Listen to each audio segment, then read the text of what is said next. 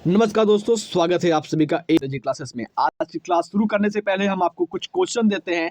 क्या आपको उसका आंसर पता है? अगर आंसर पता है तो आप कमेंट में ज़रूर बताइए। सबसे पहले अगर हम क्वेश्चन की बात करते हैं तो क्या आपने कभी सोचा कि सिंगल सेल से पूरे संपूर्ण ह्यूमन का डेवलपमेंट कैसे होता है?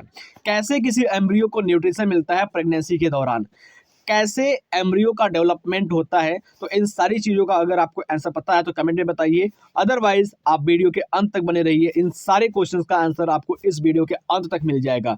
आज का हमारा टॉपिक है प्रेगनेंसी एंड एम्ब्रियोनिक डेवलपमेंट, जो कि क्लास 12 ह्यूमन रिप्रोडक्शन चैप्टर से बहुत ही महत्वपूर्ण टॉपिक है। और ये topic board exam point of view और दूसरी बात अगर हम बात करते हैं तो ये नीट के पॉइंट ऑफ व्यू से काफ़ी ज़्यादा महत्वपूर्ण होने वाला टॉपिक है। और आज के इस क्लास में हम आपको जो पढ़ाने वाले हैं वो ये पढ़ाने वाले हैं कि प्रेगनेंसी क्या होता है, एम्ब्रियोनिक डेवलपमेंट क्या होता है, कैसे होता है, इम्प्लांटेशन से प्लेसेंटा तक की सारी जानकारी हम आपको बताएंगे। साथ ही साथ अगर हम आपको आपकी जानकारी के लिए बताएं तो ये नीट और बोर्ड एग्जाम के पॉइंट ऑफ व्यू से काफ़ी ज़्यादा महत्वपूर्ण होने वाला टॉपिक है। तो चलिए दोस्तों शुरू करते हैं बिना समय गवाए आज की इस क्लास को और समझते हैं प्रेगनेंसी और एम्ब्रियोनिक डेवलपमेंट को क्या होता है, कैसे काम करते हैं। इन सारी चीज़ों को हम आज आपको NCERT line by line doubt clear करके हम आपको समझाएंगे। तो डाउट क्लियर करने के लिए, एग्जाम पॉइंट ऑफ व्यू से पढ़ने के लिए और एग्जाम में लिखने के लायक समझने के लिए बने रहिए हमारे साथ एकदम अंत तक।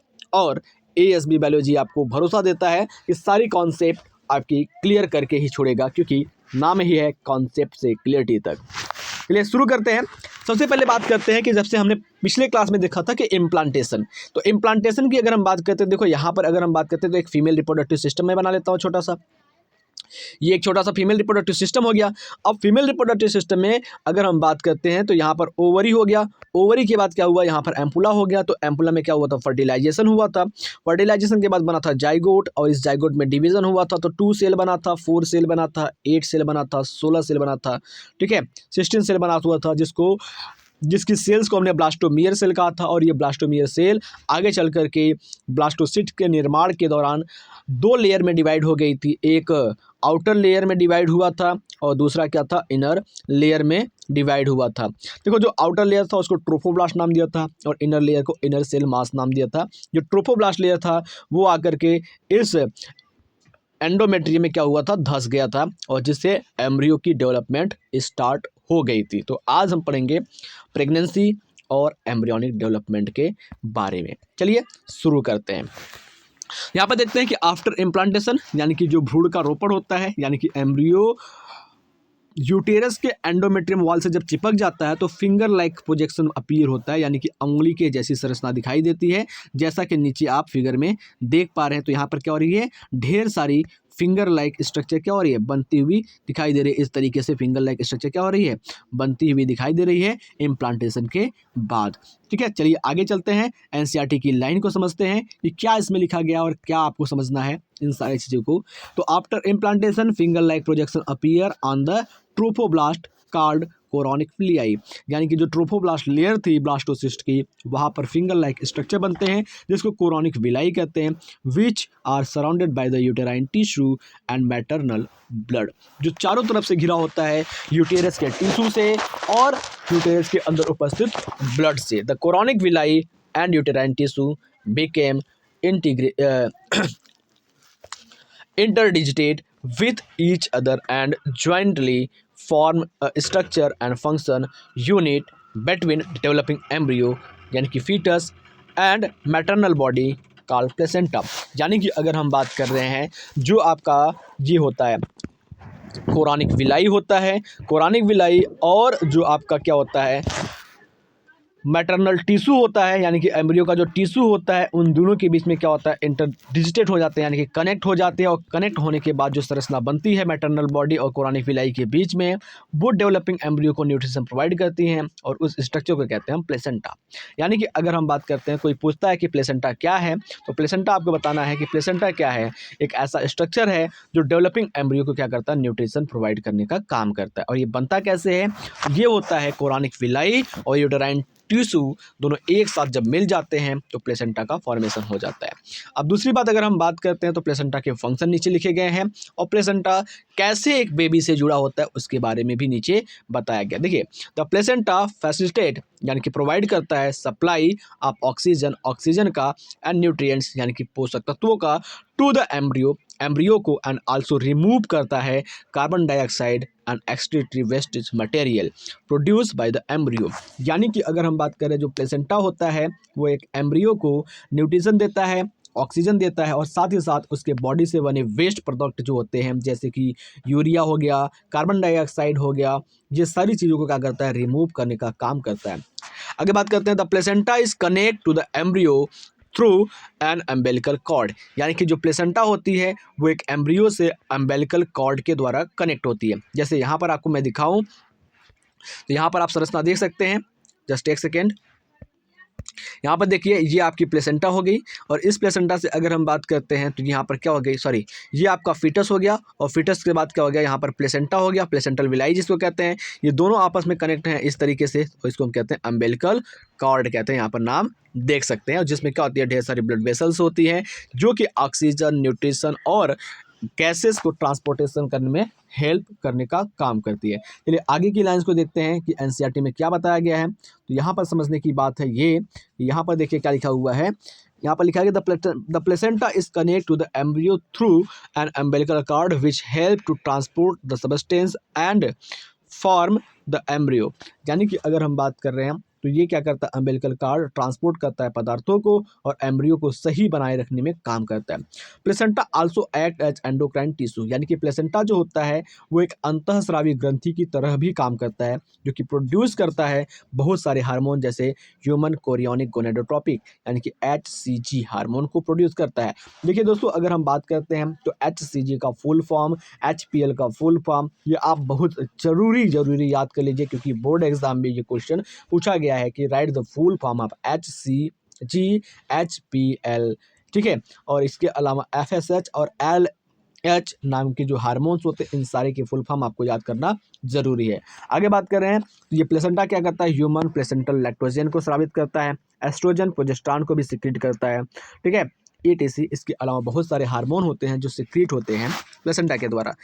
इन द लेटर, बाद में प्रेगनेंसी के फेज, अगर प्रेगनेंसी फेज की बात करते हैं तो वहाँ पर क्या होता है, एक हार्मोन रिलैक्सिन सिक्रेट होता है जो कि ओवरी के द्वारा सिक्रेट होता है। यानी कि अगर हम बात करते हैं तो प्रेगनेंसी के दौरान कौन कौन से हार्मोन्स काम करते हैं, तो प्रेगनेंसी के दौरान काम करने वाले अगर हम हार्मोन्स की बात करते हैं बेटा तो यहाँ पर देखो मैं कुछ हार्मोन की बात करता हूँ। जैसे ह्यूमन कोरियोनिक गोनेडोट्रोपिन हो गया, ह्यूमन प्लेसेंटल लैक्टोजन हो गया, एस्ट्रोजन, प्रोजेस्टेरॉन और रिलैक्सिन। ये सारे हार्मोन क्या करते हैं, प्रेगनेंसी को मेंटेन करने में हेल्प करते हैं। यानी कि क्वेश्चन बनता है कि which hormone maintain the pregnancy, यानी कि कौन सा हार्मोन होता है जो प्रेगनेंसी को मेंटेन करने का काम करता है। तो इसमें अगर हम बात करते हैं तो HCG जिसको हम ह्यूमन कोरियोनिक गोनेडोट्रोपिन कहते हैं, HPL ह्यूमन प्लेसेंटल लैक्टोजन कहते हैं, एस्ट्रोजन, प्रोजेस्टेरॉन और रिलैक्सिन, ये ऐसे हार्मोन हैं जो प्रेगनेंसी को मेंटेन करने का काम करते हैं, प्रेगनेंसी को बनाए रखने का काम करते हैं। आगे चलते हैं, एनसीईआरटी की लाइन को समझते हैं। तो यहाँ पर कुछ चीज़ें और बताई गई है, बात करते हैं। लेट अस रिमेंबर, अब हमको याद करने की ज़रूरत है, हमको ध्यान लगाने की ज़रूरत है that HCG HPL and relaxin are produce in women only during the pregnancy. यानी कि बात करें जो HCL होता है, जो HPL होता है और जो रिलैक्सिन होता है वो एक फीमेल में केवल और केवल प्रेगनेंसी के दौरान सिक्रीट होता है। यानी कि क्वेश्चन ये बनता है कि which hormone secrete in women only pregnancy, ठीक है, ओनली प्रेगनेंसी फेज कह सकते हैं। तो ये यहाँ पर आंसर जो हो जाएगा वो हो जाएगा human chorionic gonadotropin, human placental lactogen and relaxin are secrete are produce in women only the during the pregnancy time. In addition, during pregnancy time, the level of other hormone like estrogen, progesterone, cholesterol, prolactin, thyroxine, etc. are increased several fold and the maternal bloods. यानी कि अगर हम बात करते हैं तो pregnancy के दौरान जो आपका HCG है, HPL है, ठीक है, रिलैक्सिन है, इसके अलावा अगर हम बात करें तो यहाँ पर एस्ट्रोजन, प्रोजेस्टेरॉन, ठीक है। उसके बाद कोलेस्ट्रॉल, उसके बाद प्रोलैक्टिन, थायरॉक्सिन, ये सारी हार्मोन्स भी सिक्रेट होती है प्रेगनेंसी के दौरान। तो आई होप ये सारी चीज़ें आपको अच्छे से समझ में आ गई होगी। आगे चलते हैं, तो यहाँ पर लिखा हुआ है कि increase production of the hormone is essential for supporting the fetal growth. ये सारी हार्मोन की मात्रा बढ़ना मतलब जो ग्रोथ कर रहा हुआ फीटस है, यानी कि ग्रोथ कर रहा हुआ जो एम्ब्रियो है, उसके लिए काफ़ी ज़्यादा ज़रूरी होता है। तो आई होप जितनी भी बातें मैंने आपको अभी बताई है वो सारी चीज़ें आपको अच्छे से समझ में आ गई होगी। यानी कि हमने क्या बताया कि जो भी हार्मोन्स निकलते हैं वो सारे के सारे हार्मोन्स क्या होते हैं, बहुत ही ज़रूरी होते हैं। ठीक है, वो सारे के सारे हार्मोन क्या होते हैं, बहुत ही ज़रूरी होते हैं एक फीटस के ग्रोथ के लिए और मेटाबॉलिक चेंजेस के लिए मदर के अंदर, जो कि मेंटेन करती है प्रेगनेंसी को। ठीक है, आई होप ये सारी चीज़ें आपको अच्छे से समझ में आ गई होगी। अब अगर हम बात करते हैं दूसरे पॉइंट की, तो यहाँ पर लिखा हुआ है इमीडिएटली आफ्टर इम्प्लांटेशन। ठीक है, immediately after implantation the inner mass, यानी कि जो अंदर की मास होती है जिसको इनर सेल मास कहते हैं। जैसे ये ब्लास्टोसिस्ट हो गया, ब्लास्टोसिस्ट के अंदर क्या थी, कुछ सेल्स लगी थी इस तरीके से, जो बाहर की ओर सेल लगी थी। इस बाहर की ओर सेल को क्या कहते हैं, ट्रोफोब्लास्ट सेल कहते हैं। जो अंदर की ओर सेल बनी हुई थी इसको कहते हैं इनर सेल मास। ठीक है, जब इम्प्लांटेशन हो जाता है तो जो इनर सेल मास होती है उसमें थोड़ी थोड़ी डेवलपमेंट आना शुरू होती है, डिफ्रेंसिएशन आना शुरू होती है, जो कई लेयर का फॉर्मेशन करती है। फिर उसके बाद ऑर्गन्स का फॉर्मेशन होता है, कई सारे ऑर्गन मिलकर के ऑर्गन सिस्टम बनाते हैं और इस तरीके से धीरे धीरे एक फुल्ली एम्ब्रियो का डेवलपमेंट हो जाता है। तो अभी के दौरान अभी हमने क्या पढ़ा, प्रेगनेंसी के दौरान सीक्रेट होने वाले हार्मोन, कौन कौन से हार्मोन प्रेगनेंसी को बैलेंस करने में मदद करते हैं, उन सारे के बारे में पढ़ना। और अब हम पढ़ेंगे एक फीटस का डेवलपमेंट कैसे होता है, सबसे पहले कौन से ऑर्गन बनते हैं, लास्ट में कौन से ऑर्गन बनते हैं, प्रेगनेंसी का टाइम पीरियड कितना होता है। ठीक है, और इसको कितने ट्राइमेस्टर में बांटा गया है, इन सारी चीज़ों को अभी हम पढ़ने वाले हैं। चलिए शुरू करते हैं आज की इस क्लास को। ठीक है, देखिए यहाँ पर अगर हम बात करते हैं इनटू एन आउटर लेयर। ठीक है, अगर हम बात करते हैं जो आपका इनर सेल मास होता है वो क्या होता है, डिफ्रेंशिएट होना शुरू हो जाता है एक आउटर लेयर में, जिसको हम क्या कहते हैं, एक्टोडर्म कहते हैं, एंड इनर लेयर जिसको एंडोडर्म कहते हैं, and a mesoderm soon appear between the ectoderm and endoderm. यानी कि अगर हम बात करते हैं जो इनर सेल मास होता है वो क्या होता है, पहले एक्टोडर्म बनाता है, फिर क्या करता है, एंडोडर्म बनाता है। एक्टोडर्म और एंडोडर्म के बीच में क्या होता है, मेसोडर्म भी अपीयर होना शुरू हो जाता है। ठीक है, ये सारी चीज़ें समझ में आई। आगे बात करते हैं दीज थ्री लेयर्स, ये जो तीन लेयर होते हैं, राइज टू ऑल टिश्यू, यानी कि इन्हीं तीन लेयर से क्या होते हैं, सभी प्रकार के टिश्यू का फॉर्मेशन होता है।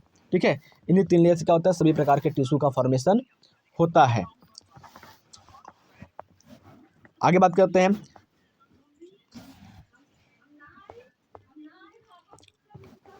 क्या लिखा हुआ है, it need to be maintain here that the inner cell mass contain certain cell called stem cell. यानी कि जरूरी होता है इस इनर सेल मास को मेंटेन करने के लिए, ठीक है, एक सेल की, और उस सेल को हम स्टेम सेल कहते हैं, which have potency to give rise to all tissue and organ. यानी कि स्टेम सेल एक ऐसा सेल होता है जिसके पास पोटेंशियल होता है, यानी कि पोटेंसी होती है, क्षमता होती है कि सारे प्रकार के टिश्यू, सारे प्रकार के ऑर्गन्स को ये बना सकें। तो यहाँ पर आप नोट डाउन कर लेंगे, हाईली अंडरलाइन कर लेंगे, हाईली हाईलाइट कर लेंगे कि व्हाट इज स्टेम सेल। तो स्टेम सेल की अगर बात करते हैं तो स्टेम सेल क्या होता है, एक ऐसा सेल होता है जिसके पास क्षमता होती है कि वो सभी प्रकार के टिश्यू और सभी प्रकार के ऑर्गन का फॉर्मेशन कर सके।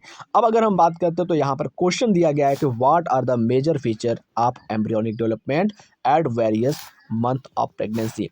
क्वेश्चन ये है कि सबसे पहले अगर हम बात करते हैं प्रेगनेंसी के अलग अलग फीचर क्या हैं, एम्ब्रियोनिक डेवलपमेंट के दौरान अलग अलग मंथ में क्या क्या चीज़ें होती है उसके बारे में जानना है। तो अब अगर हम बात कर रहे हैं तो प्रेगनेंसी की बात करते हैं तो प्रेगनेंसी जो होता है वो 9 महीने का होता है। ठीक है, 9 महीने का होता है। ठीक है, तो अब अगर बात करते हैं, ठीक, 9 महीने 9 दिन की प्रेगनेंसी होती है। इसको लिया गया है एग्जैक्ट, अगर हम बात करते हैं 280 दिन लिया गया है, या फिर 279 दिन के नाम से इसको जानते हैं। चलिए अगर हम बात करते हैं इसकी प्रेगनेंसी को समझते हैं। The human pregnancy list 9 month, यानी कि अगर हम बात करते हैं जो ह्यूमन की प्रेगनेंसी होती है वो 9 महीने की होती है।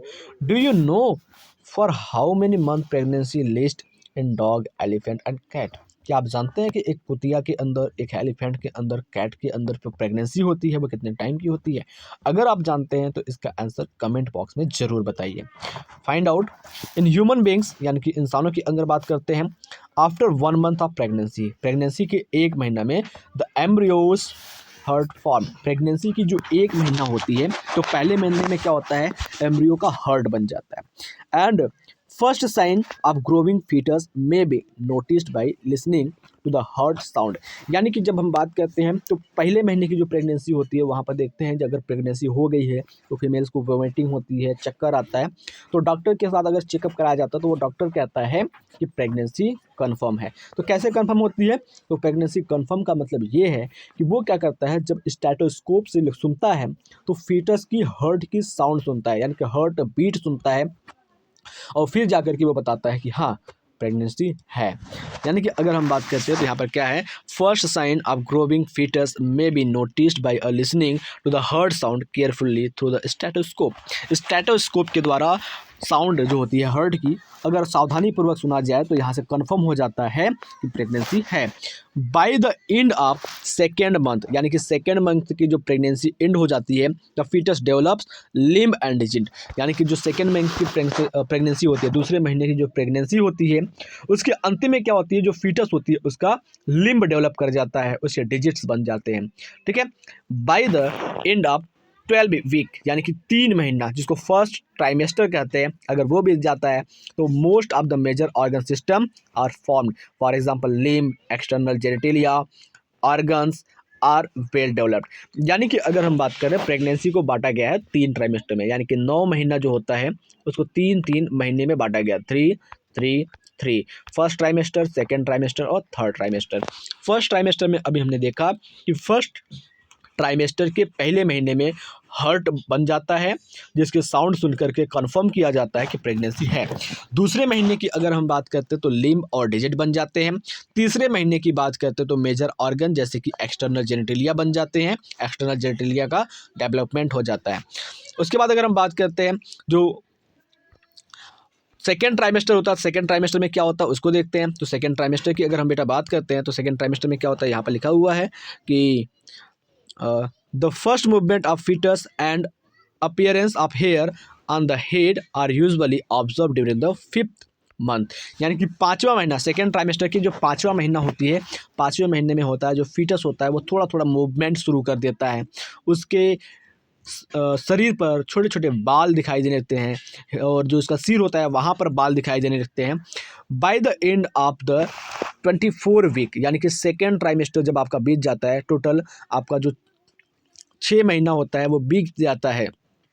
6 महीना बीतने के बाद क्या होता है, the body is covered with fine hair, जो 6 महीना बीत जाता है, 6 महीना बीत जाने के बाद जो पूरी बॉडी होती है वो क्या होती है, पूरी हेयर से कवर हो जाती है। यानी कि बात करें थर्ड ट्राइमेस्टर के अंतर्गत, थर्ड ट्राइमेस्टर के अंतर्गत ही क्या होता है, जो आईलिड होती है यानी कि आंखों की पलक होती है वो सेपरेट हो जाती है, आईलिड्स जो होते हैं वो बन जाते हैं, और by the end of 9 month, 9 महीना जैसे पूरा होता है, अब प्रेगनेंसी का the fetus is fully developed, यानी कि फीटस क्या होता है, पूरी तरीके से डेवलप हो जाता है एंड रेडी फॉर डिलीवरी, और डिलीवरी के लिए वो तैयार हो जाता है। तो आई होप जितनी भी बातें मैंने अभी आपको बताई है एनसीईआरटी की लाइन से, वो सारी चीज़ें आपको अच्छे से समझ में आ गई होगी।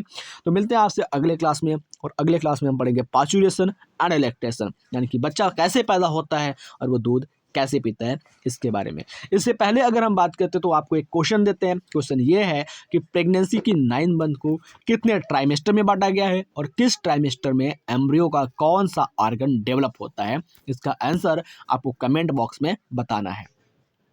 मिलते हैं आपसे अगले क्लास में, तब तक के लिए जय हिंद, जय भारत। अगर क्लास अच्छा लगा तो क्लास लाइक करिए, क्योंकि आपकी एक लाइक, एक कमेंट, एक शेयर हमें मोटिवेशन करती है वीडियो को और भी ज़्यादा मेहनत करके बनाने के लिए।